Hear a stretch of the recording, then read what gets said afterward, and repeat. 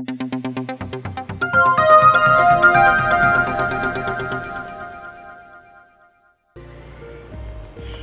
दर्शकों, वरुण चैनल के खास कार्यक्रम एजुकेशन में आपका स्वागत है। एजुकेशन की तीसरी सीरीज आज हम आपके सामने लेकर आए। इससे पहले हम आपको शिक्षा से संबंधित अनेक महत्वपूर्ण जानकारियां दे चुके हैं।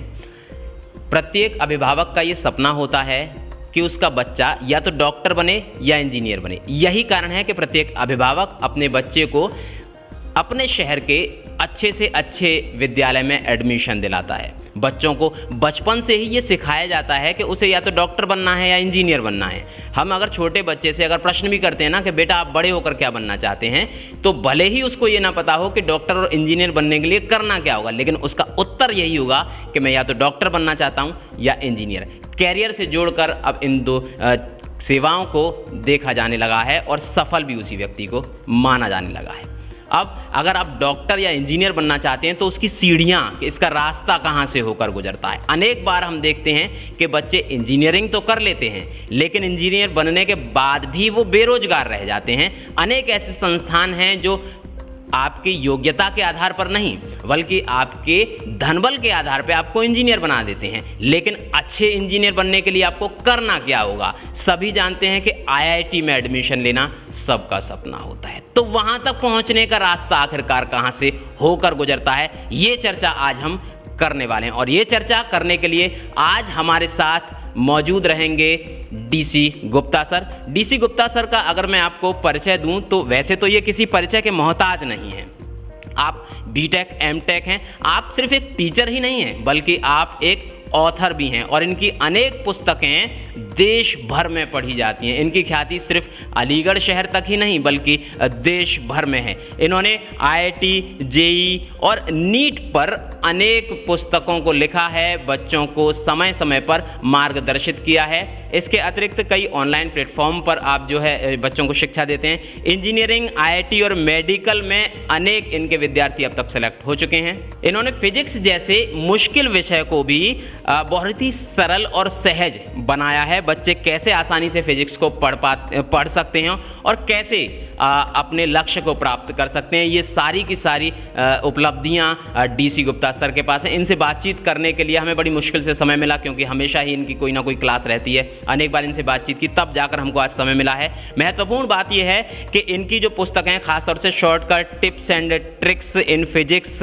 ये अमेज़ॉन पर जो है बेस्ट सेलर में रही हैं। तो बातचीत करेंगे डीसी गुप्ता सर से। पहले तो डीसी गुप्ता सर बहुत बहुत स्वागत है आपका वरुण चैनल। Thank you. मुझे बहुत खुशी हो रही है कि मुझे ये मौका मिला है कि वरुण चैनल के थ्रू, जिससे कि मैं बहुत सारे ऐसे स्टूडेंट्स और जो पेरेंट्स हैं जो ये जानना चाहते हैं कि उनका बच्चा जो है वो आईआईटी में या इंजीनियरिंग और मेडिकल में वो पहले ही एफर्ट में सफल हो, उसके लिए जो है और क्या क्या मिनी रिक्वायरमेंट्स हैं वो इसके बारे में हम चर्चा करते हैं। अच्छा सर, सबसे पहले मैं आपसे ये जानना चाहता हूँ, जैसा कि आपने कहा आईआईटी, हर एक विद्यार्थी का सपना होता है आईआईटी में एडमिशन लेने का। तो ये आईआईटी बच्चे जो करना चाहते हैं, आईआईटी है क्या? ये कौन सा इंस्टीट्यूट है? क्या है ये आईआईटी और इसमें प्रवेश करने के बाद बच्चे प्राप्त क्या कर पाते हैं? देखिए, आईआईटी जो है इंडियन इंस्टीट्यूट ऑफ टेक्नोलॉजी, जो सबसे प्रेस्टिजियस जो है एग्ज़ाम है और उसमें जो है इसके लिए एक टफेस्ट एग्ज़ाम होता है। इंडिया के वर्ल्ड लेवल का ही मैं कह सकता हूँ टफेस्ट एग्ज़ाम है। लेकिन अगर स्टूडेंट इसमें क्वालिफाई करता है तो तमाम सारी जो करीब 23 आईआईटीज़ हैं उसमें एडमिशन मिलता है, जिसके थ्रू जो है बहुत अच्छा जॉब कैरियर स्टूडेंट को मिल जाता है। अच्छा, हम कई बार देखते हैं कि मैं नाम तो नहीं लूँगा लेकिन कई ऐसे इंस्टीट्यूट हैं, कई ऐसे स्थान हैं जहाँ से बच्चे इंजीनियरिंग तो कर लेते हैं लेकिन इंजीनियर बनने के बावजूद भी बेरोज़गार रह जाते हैं। मेरा ख्याल है कि आईआईटी में तो बच्चे निश्चित रूप से सफल ही होते होंगे। देखिए, अब बेरोजगारी तो एक ऐसी समस्या है जो कहीं पे भी हो सकती है और ये गवर्नमेंट की जो पॉलिसीयाँ होती हैं। लेकिन मैं यही कहूँगा कि अगर इंजीनियरिंग बनना है तो कोशिश ये की जाए कि या तो आईआईटी या एनआईटी के थ्रू किया जाए, जिससे कि हमारे ज़्यादा से ज़्यादा जॉब अपॉर्चुनिटी और अच्छी अपॉर्चुनिटी मिलती हैं। अच्छा सर, आईआईटी की अगर हम एडमिशन लेना चाहते हैं तो सबसे पहले मेरा सवाल आपसे होगा कि आईआईटी में एडमिशन लेने के लिए कौन कौन से विषय ज़रूरी होते हैं? क्योंकि बच्चे जो है बचपन से ही हम कहते होते हैं अपने बच्चे से कि तुझे आईआईटी करना है, सब्जेक्ट कौन से उसके लिए ज़रूरी है? देखिए, आईआईटी के लिए फिजिक्स, केमिस्ट्री और मैथ को जो है एटलीस्ट 75% जो है परसेंटेज 12th क्लास में होना चाहिए, या 20 टॉप परसेंटाइल किसी भी बोर्ड से 20 परसेंटाइल में स्टूडेंट आना चाहिए। अगर स्टूडेंट का 75% या 20 परसेंटाइल में नहीं आता है तो वो एलिजिबल नहीं होगा जेई के लिए। अच्छा, इसके लिए क्वालिफिकेशन क्या चाहिए? 12th class for any board या डिप्लोमा इन इंजीनियरिंग। अच्छा, ये आईआईटी के लिए जो हम एग्ज़ाम देना चाहते हैं, जैसे जेई में एडवांस का एग्ज़ाम देना चाहेंगे, तो उसके लिए कितनी बार बच्चे एग्ज़ाम दे सकते हैं? देखिए, आईआईटी एक्चुअली आईआईटी से पहले जो है, हम जेई की बात करें तो 2 स्टेजेस होती है, एक जेई मेन और उसके बाद आता है जेई एडवांस। जेई मेन के लिए जो है स्टूडेंट 3 अटैम्प्ट दे सकता है, कंजिक्यूटिव 3 अटैम्प्ट। जैसे अगर कोई स्टूडेंट 22 में अपियर होता है तो उसका जो है नेक्स्ट 2 ईयर्स 23 और 24, और जेई मेंस क्वालिफाई करने के बाद एडवांस के लिए एलिजिबल होता है। एडवांस में केवल 2 अटैम्प्ट मिलते हैं, एक तो 12th क्लास में और एक उसके आगे जो मिल सकता है। अगर कोई स्टूडेंट अगर 12th क्लास का एग्ज़ाम मिस कर देता, मतलब 12th में अपियर नहीं होता, तो उसके बाद केवल एक चांस मिलेगा उसको। अच्छा, ये जो परीक्षा बड़ी महत्वपूर्ण परीक्षा है, ये इस परीक्षा को आयोजित कौन सी संस्था कराती है? चाहे जेई की बात करें या फिर नीट की बात करें, इन परीक्षाओं को आयोजित कौन कराता है? देखिए, इसके लिए जेई और मेडिकल की जो नीट एग्ज़ाम है उसको एनटीए, नेशनल टेस्टिंग एजेंसी, इसको कंडक्ट कराती है। अच्छा, जेई जो मेंस है, मेंस की सबसे पहले हम बात करेंगे। मेंस के लिए कौन से सब्जेक्ट चाहिए होंगे सर? जेई मेंस के लिए वही तीनों सब्जेक्ट चाहिए, फिजिक्स, केमिस्ट्री, मैथ। उसमें आपके 75% जो है ओवरऑल परसेंटेज आपकी 12th क्लास में होना चाहिए। और जहाँ तक कैटेगरी की बात है, उसके लिए जो जिसमें एससी, एसटी और अदर रिजर्व कैटेगरी आते हैं, उसमें 65% मिनिमम परसेंटेज होना चाहिए 12th क्लास में। अच्छा, कोई एक विद्यार्थी क्या कई बार एग्ज़ाम दे सकता है या इसके लिए भी कोई लिमिट है? हाँ, देखिए, कोई भी स्टूडेंट जो है, मैंने बताया था जैसे कि जेई मेन में कंजिक्यूटिव 3 ईयर्स एग्ज़ाम दे सकता है, 3 बार, मतलब 3 ईयर्स एग्ज़ाम दे सकता है, और 1 साल में जो है वो नॉर्मली 2 बार एग्ज़ाम होता है।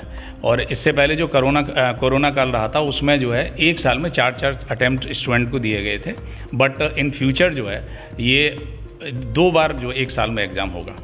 और एडवांस जो है केवल 2 बार दे सकता है, जैसे मैं पहले बता चुका हूँ। अच्छा, एडवांस की अगर आप बात करें तो एडवांस के लिए क्या करना ज़रूरी होगा?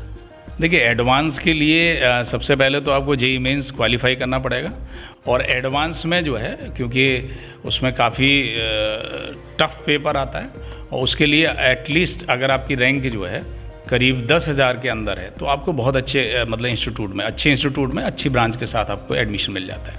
अच्छा, एडवांस का भी कुछ ऐसा क्राइटेरिया कि कुछ पर्टिकुलर अटैम्प्ट ही मिलेंगे या कितनी बार एग्ज़ाम दे?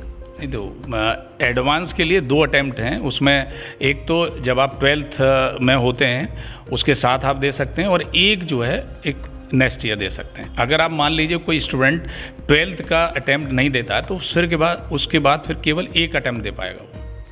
तो 12 ये ज़रूरी है, 12th में अगर हम न दे पाए तो फिर सिर्फ एक ही चांस मिलेगा? हाँ, केवल एक ही चांस मिलेगा। अच्छा, नीट पर आते हैं सीधे अब हम यहाँ से। जैसा कि आपने जेई के विषय में बहुत महत्वपूर्ण जानकारियाँ दी, तो जेई अगर आप करना चाहते हैं, जेई एडवांस और मेंस के लिए आपने सर ने बताया कि कैसे हम आईआईटी तक पहुँचते हैं, जो लक्ष्य हमारा आईआईटी है वो कौन कौन से रास्तों से होकर, किस मार्ग से होकर गुजरेंगे हम, तब जाकर आईआईटी पर पहुँच पाएंगे।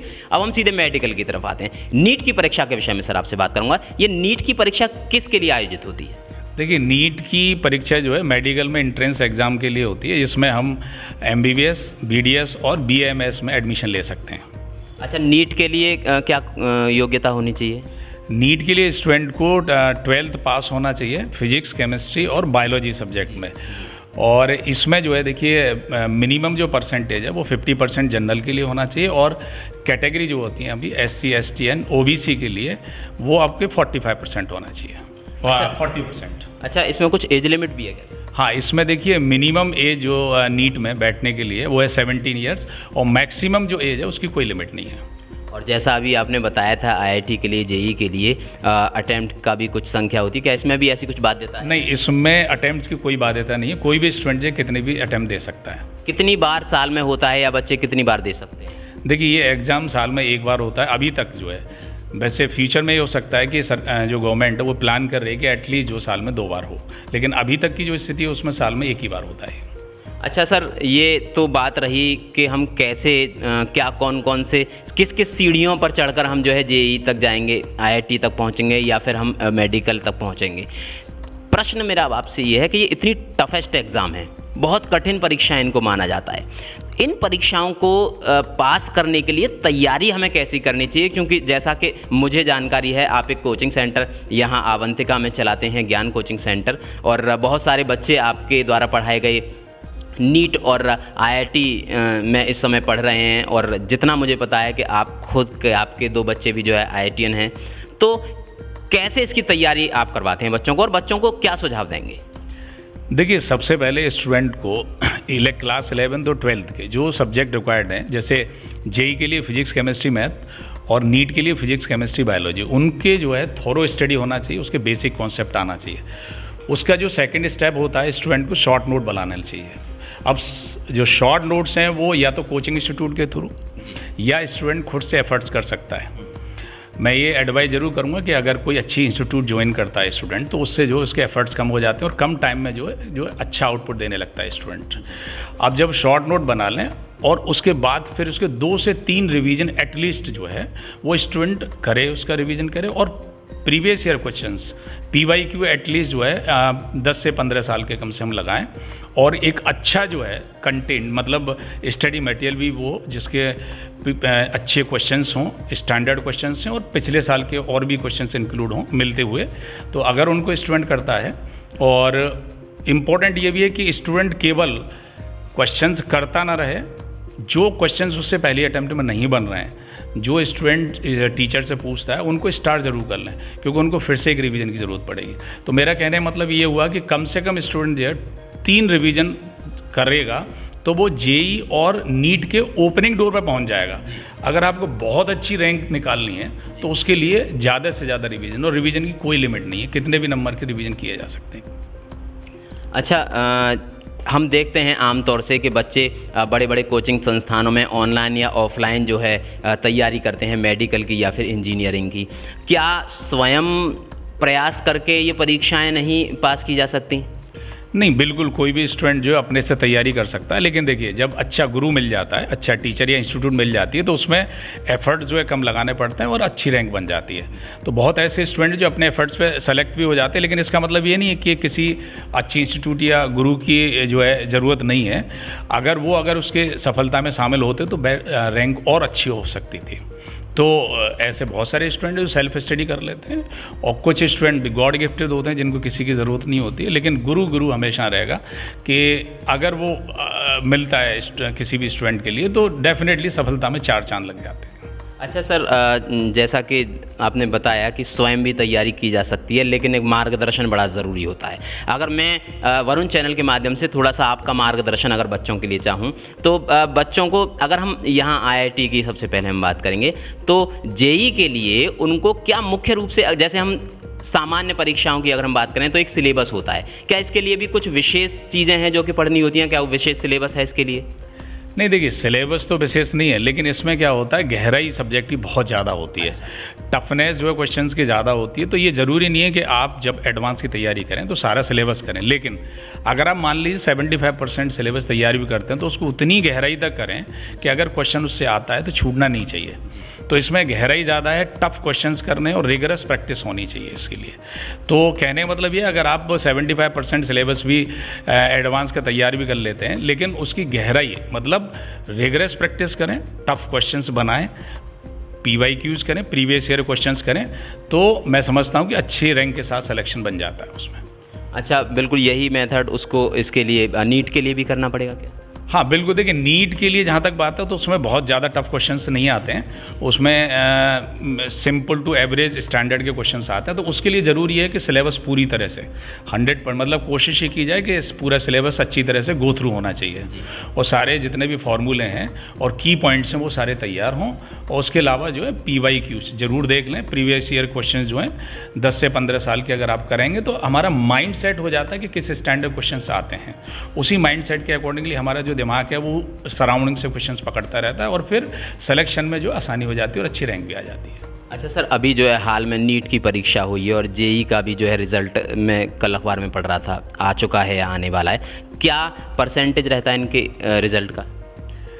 देखिए नॉर्मली जो अभी जैसे इस बार जो नीट का जो एग्ज़ाम हुआ है 2022 में, इसमें करीब 18 लाख स्टूडेंट अपियर हुए हैं और उसमें जो गवर्नमेंट सीट है मैं समझता हूँ वो करीब 50,000 के करीब गवर्नमेंट सीट्स हैं, उसके अलावा कुछ प्राइवेट्स हैं। तो आप इसका अंदाज़ा लगा सकते हैं कि जो नीट के लिए एग्ज़ाम का जो स्टैंडर्ड है, क्वेश्चन का स्टैंडर्ड वो टफ नहीं होता, लेकिन सिलेक्शन प्रोसेस टफ होती है, क्योंकि एक स्टूडेंट मतलब एक सीट के लिए जो 100 ऑफ स्टूडेंट होते हैं, तो उसमें सिलेक्शन जो है वो मुश्किल होता है क्योंकि एप्लीकेंट बहुत ज़्यादा होते हैं। जी।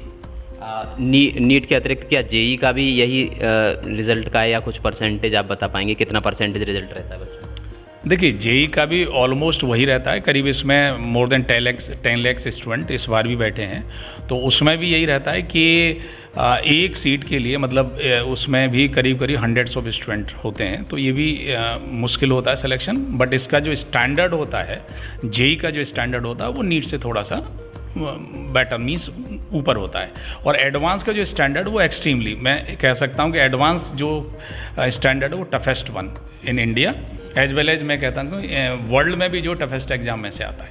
जी, तो बिल्कुल निश्चित रूप से चाहे आप आईआईटी में जाना चाहें या फिर आप मेडिकल में जाना चाहें, मेहनत बहुत ज़्यादा आपको करनी पड़ेगी और निश्चित रूप से एक मार्गदर्शक की आपको बहुत ज़्यादा ज़रूरत है। और जैसा कि आज हमारे साथ डीसी गुप्ता जी मौजूद हैं, जो कि अनेक बच्चों को अपने हाथों से आईआईटी और मेडिकल तक भेज चुके हैं, ये एक महत्वपूर्ण बात है। तो ऐसे मार्गदर्शक की आपको ज़रूरत होगी। तो चलिए जाते जाते अंत में सर आपसे जानना चाहूँगा कि विद्यार्थियों के लिए किस तरह का मार्गदर्शन होगा आपका? सबसे पहले तो जैसा मैंने बताया था, ये डिटरमिन होना चाहिए। डिटरमिन का मतलब उसे ये सोचना है कि मुझे करना है बस।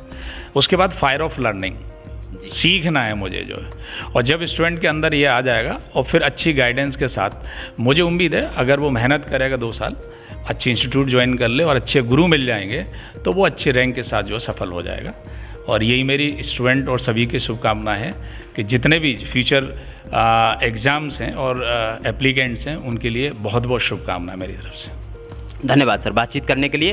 तो निश्चित रूप से अगर आप मेडिकल में जाना चाहते हैं या फिर आप इंजीनियरिंग में आईआईटी में जाना चाहते हैं, तो बहुत मेहनत की आपको ज़रूरत पड़ेगी। और ख़ास तौर से जैसा कि सर ने कहा कि आपके अंदर तैयारी करने के लिए, आपको टारगेट प्राप्त करने, लक्ष्य प्राप्त करने के लिए आपके अंदर आग होना, जुनून होना बड़ा ज़रूरी है, एक पागलपन होना बहुत ज़रूरी है। अगर आप पूरी तरह से समर्पित होकर अगर अपने लक्ष्य की ओर बढ़ते हैं, तो निश्चित रूप से वो लक्ष्य आपको प्राप्त होता है। और कहीं एक विद्यार्थी ने एक प्रश्न के जवाब में कहा भी था, जब उससे पूछा गया कि सबसे कठिन परीक्षा कौन सी होती है, तो उसका जवाब यही था उस बच्चे का कि जिस परीक्षा की हम तैयारी नहीं करके गए वो सबसे कठिन परीक्षा होती है, और जिस परीक्षा की हम तैयारी करके गए वो परीक्षा सबसे आसान लगती है। तैयारी की बहुत ज़रूरत है, एक मार्गदर्शक की बहुत ज़रूरत है। निश्चित रूप से सफलता आपके कदम चूमेगी। अपने सहयोगी राहुल गुप्ता के साथ दिलीप कुमार, वरुण चैनल, अलीगढ़।